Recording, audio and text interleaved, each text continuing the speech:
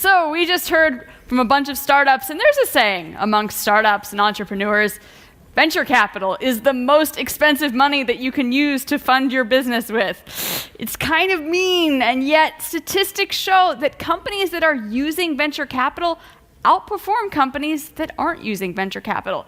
So why does venture capital get such a bad rap? Are they really as mean as they're sometimes made out to be? Here to tell us more, we have brought in some venture capitalists here in the flesh. Unfortunately, our startups just left the room. They're going to miss out. But all of you know where the money is. Let's bring in our moderator from Trump, Christoph Seibert. Welcome. The floor is yours. Thank you.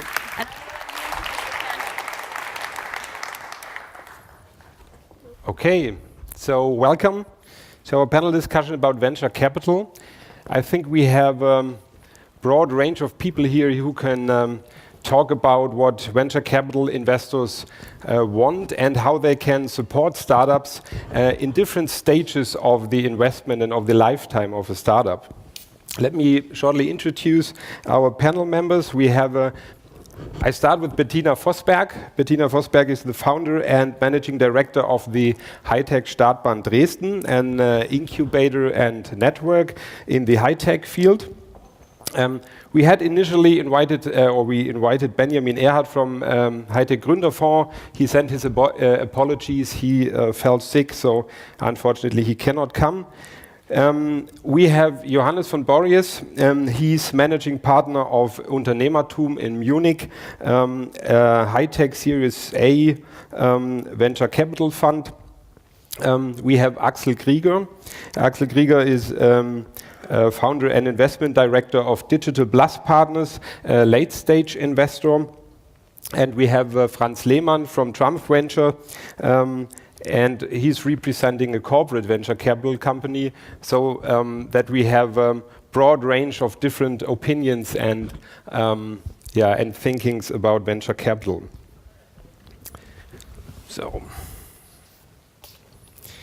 as a venture, as a startup and as a founder, the question could be that investing in startups is always risky. And you can ask, what is the motivation of a venture capital fund for investing in startups, and where's the focus in the different stages of investment? Bettina, if you could start to explain a little bit on that. Yes. Sure. So it very much depends, whether you are an investor coming from the corporate investment side, or whether you're an investor coming from the financial side, and whether you are focused on early or mid or late stage investment. I think there is one general code, is that no investor wants to lose his money. That's one thing. I think that's comparatively easy. However, a corporate investor will have a more strategic interest, whereas a financial investor wants to make sure that his portfolio will perform with a certain multiple of the invested money in a certain period of time. So when we look at seed funding, this is more traditionally a lower amount of investment being made within the first 12 months of the existence of a company, where a team has a first idea, a first concept, and where there is a business plan, and where there is the technology assessment with regards to does it work or does it not work, and where there is traditionally already some interest from the market to try it out. So that would be typical seed investment. But I think there are growth companies. Can just comment on that, because Unternehmertum is in the early stage, seed, Series A. Yes, exactly. So as you explained, we are an early stage investor, usually investing seed, Series A. That means usually startups have a product prototype and have first pilot projects. Maybe there was also one question, the motivation of a financial VC. So we are purely financial. We have a very simple business model, and this is buy low, sell high. That sounds that usually if someone buys low, sells high, that other one is losing money. As venture capitalists, as you might know, it's a nice thing that actually it's really a win-win. So we invest the money in an early stage of a company and then try to grow the company together with the team to make it more successful. And in the end, hopefully, both of us are successful. Okay. And is there a difference in the approach in the later stage investment, Axel? Yeah, there is. Maybe to start with, what is growth equity? Growth equity actually is investing in existing businesses that have already proven that the business works, that the business model works, that the technology works, but that are still restricted by being too local, by being confined to a certain industry. And actually, when looking into the German landscape, that is the key issue, that there is basically no growth equity. There is growth equity if you want to grow your dog food online store. There's enough growth equity for that. But interestingly enough, there is not growth equity available for companies that are around the industrial core, software companies in the embedded space, etc., which is a bit awkward. And that's why we founded Digital Plus Partners, because we said we can build world market leaders out of Germany by providing growth equity, and that is exactly the goal. So we take companies out of portfolios like from Unternehmertum and help those companies grow to become world market leader in their niche. That doesn't mean that we want to build the next Google, yeah, that would be a bit stupid, yeah. But we want to build, we call it the next German Mittelstand, yeah, build something that will stay, that will get to size that is reasonable, yeah, that can sustain themselves, and that can either be IPO'd, that can be sold to a target, to corporate, yeah, or that would be relevant for foreign investors. Okay, thank you for that. So as a founder, I could say, okay, you want my equity, I get money for that, I understand that, and you have different approaches for different stages. But it can get a little bit confusing. We have investing, or let's say financial-oriented investors. What is the difference in a corporate venture capital fund then? Franz? Thank you. Bettina Vosberg already said it in the beginning. The main aim of a corporate is twofold. It is financial, but it's also strategic. Trump Venture for us is an instrument to complement our innovation strategy. So we do see a very lot of things, good things going on out in the world. And on the other side, we do internal, like you could say, iterative development within Trump. Still, what goes on outside could be very beneficial for us, could be a risk for us. So seeing what goes on and trying to participate and actually benefit out of that scene is very important for us. If you look at the real motivation, you can say it's basically threefold. So startups that are very focused on the same business or on the core of our own business and might disrupt our own market, they are very high risk for our company. So we do have a very good motivation to actually go and cooperate and to disrupt our own market. Because if we don't disrupt our market, someone else does it. That's something we just don't want. Second, if you look at startups that are somehow related to your business, but not at the core, you can actually find very, very nice collaboration opportunities. So something where we share some assets, the startup gives in good technology or a good idea, and then we can actually address new markets together. And third, you can say startups that are not in our core, not related to our core business, but are somewhere in a field where Trump sees its potential to actually develop in. For us, it's an opportunity to learn about new markets, to actually widen our scope, and to experiment in new markets. So that's basically the biggest motivation for corporate, strategic, and financial. Okay. So we heard about what financial investors want to make money, corporate investors don't want to lose money at least, but have also strategical approach. Now, as a startup, you could say, you have very, very high demands, right? You look very carefully at the startups. How does that work out statistically, and what does failure mean in this respect? Maybe Bettina, you can comment on that. Well, I think the way that startups and investors look at failure leads to different results. So a founder would look at his company being a failure when it goes bust, when it becomes insolvent.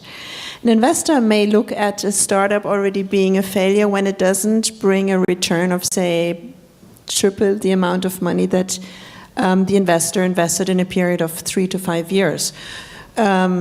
If we look at the value creation at the companies that you just mentioned with Facebook or Google, these have been extraordinarily growing fast in their valuation in a very short period of time. So failure one is the question of how does the company perform in a specific marketplace.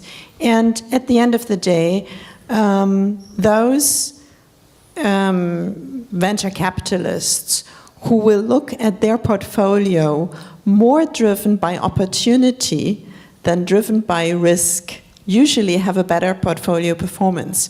So those of you guys who are helping the companies to gain customers, gain revenue, grow their team well, create the right structure for growth, usually have a much better performance in their portfolio, and the risk of failure is drastically reduced. Now, what we see globally is that those startups that are coming out of incubators very often have a much lower percentage of risk factor, so fewer of them fail. And those that have a great venture capitalist who will help them gain market share will grow faster, even if they're a niche player. Mm-hmm. What are if you talk about failure, then I think it makes sense to talk a little bit about statistics. What is the typical statistics, failure statistics in early stage and in later stage? Yes, I mean, that's very simple. I'm 15 years now in venture capital startup industry. So in general, you say 50% of your investments just don't pay back any significant amount. Doesn't mean that they all go insolvent, but for the investor, there's not a return of one or more. That sounds quite a lot actually, but the thing is you only can lose one time your money, but if a company is really successful, you can do 10 times your money. And that's actually the nice part. So we are then looking at the 50% that really can grow and be large. Out of this 50%, on average, usually only one company really makes it, let's say, 50, 60, 70 million, even more, 100 million sales, and maybe for the investor a return of 10x. So the rest of it is about making maybe 2 to 3, 4 times the money. And you have to imagine that if we have a fund to invest that, if we only have already 50%, we don't get anything out of it, all the rest we need to get our return on. So that's why we need these companies that at least, because at the beginning you don't know which 50% will go bust, so you need to invest in companies. All of them need to have the potential to have a 10x for your investment. Is that different in later stage? In later stage, it is very much different because in later stage you can do real due diligence on those companies, right? In the beginning, it's so for early stage, it's a lot of believing, it's a lot of spray and pray, yeah. For us, we can do real due diligence. There's technology that works. We can talk with BMW that uses them. We can talk with Trump that uses them. So we can have those discussions, and we can have those discussions with the relevant players that have very deep knowledge on those technologies. So the risks are way reduced. Still, they are obviously there. But for us, it is very much again about opportunity. It's less about losing the money. It's about making sure that we invest into companies that can grow about 5 times, 10 times within 5 years, which is a goal which is not, which sounds outrageous, but when you think about the technologies and the companies that we look into, we have companies that have a great technology which is best in the world, yeah, and they only serve companies in the south of Germany in the automotive industry, yeah. And bringing them to 10 times the sales in a rather short period of time is very much possible. Yeah? You just have to go beyond south of Germany, and you have to go outside of automotive, and then very quickly you can get there. So you can way better control it as a growth equity investor. Okay. So now we talked a lot about what the venture capital companies demand. The question is, on the other hand, what can the startup expect from the venture capital investor? I mean, how do you support them? What happens after the investment? How do you make sure that the company grows? Maybe we start with Johannes and. Yeah. So maybe first of all, we are Unternehmertum Venture Capital. We are part of the overall Unternehmertum organization. That is 130 people in Munich working. Actually, a full service provider for startups. So we have incubation programs, acceleration programs, and very importantly, we work with a lot of industrial corporates throughout Germany. So that means that we have a lot of contacts to your potential customers. And on the other side, we have a lot of talent. We have hackathons, we have a lot of techies, engineers that are at the university, but that also come to our Unternehmertum to work on innovation projects. And these two resources we definitely can bring. So probably a lot of VCs will tell you, yeah, we also have a big network, and that's true. The thing is, we can leverage the Unternehmertum network. It's not only my personal network. I think that's very important. Another thing, maybe personally from my side, if we invest in companies, so we help to grow them. A lot of help is actually coaching the team. Okay, I have been myself an entrepreneur. I've started in an optical company 2006, so I have been in the shoes of youth. I was pitching at stages like this, trying to get venture capital money, and I think having seen both sides is very important. Now I understand a lot better the limitations also we see and where VC should focus on. And what we can really help you is basically coaching you, because you as an entrepreneur, you will set the culture of your company, and if you are limited in growth, the company is limited. So it's very important that we enable you basically also as a person to grow, and that grows your company. Okay, Franz, how can a corporate VC support a startup? Is that different? Well, you could basically say that what we do is we bring together a big company. In the case of Trump Ventures, that's Trump and big companies, so it's you startups. And that's a challenge. So you have to do that right, because always if you have like a big one putting itself over a small one, there's a certain fear that it doesn't work. So you have to get that right. You have to need a very good balance. Still, the benefit of a big corporate is that it is a big corporate. So we can act as a customer, as your lead customer. Probably we can develop applications with you together. We do know customers as well. I mean, we do have customers, we do have suppliers. All these guys could be potential customers of you. Second, we could share our assets. So you could say we have a very good network of our own experts, developers. We do have sales channels. You could think about cross-selling. You could think about development projects. You could think about I don't know, using our own facilities in some cases. So there's a lot of assets you could actually use. It's hard to say, though, what works best for a company, because it's really a case-by-case decision what actually works best. And yeah, corporate also gives you money, so it's a financial investor at the same time. But you could say it's a smart investment then. Bettina, you are coaching a lot of startups, and you have coached a lot of startups already. What is your experience as more on the incubator side and not so much on the VC side? What do the startups need, and do they find it in venture capital companies? Well, there are usually three things that startups need. One is money, two is money, three is money. Apart from money, they need a network that helps them to get to customers. Particularly with high-tech companies, with nearly 99% of the high-tech companies, we see that they talk to a customer too late. So whenever there is a technology development or a product developed, the question is, so who is the user and who is the customer, meaning who's going to pay for it? And to understand that difference in their business model and to understand where they actually are in their value chain is, depending on the type of technology company, the key question. So for example, if you're developing a material, an innovative material, you very often have different industries that you can use the material for, or different technology applications that you can use the material in. So the question, where do I go first, is a very difficult question. And this is exactly where a network, where often a corporate network can help, simply to create what we sometimes call low-hanging fruit. There isn't really that much low-hanging fruit. There's more like maybe hanging fruit. But try to find out who could be your first customer, because you will learn a lot. You will learn that this is going to work completely different than you anticipated, and you will learn where the money is.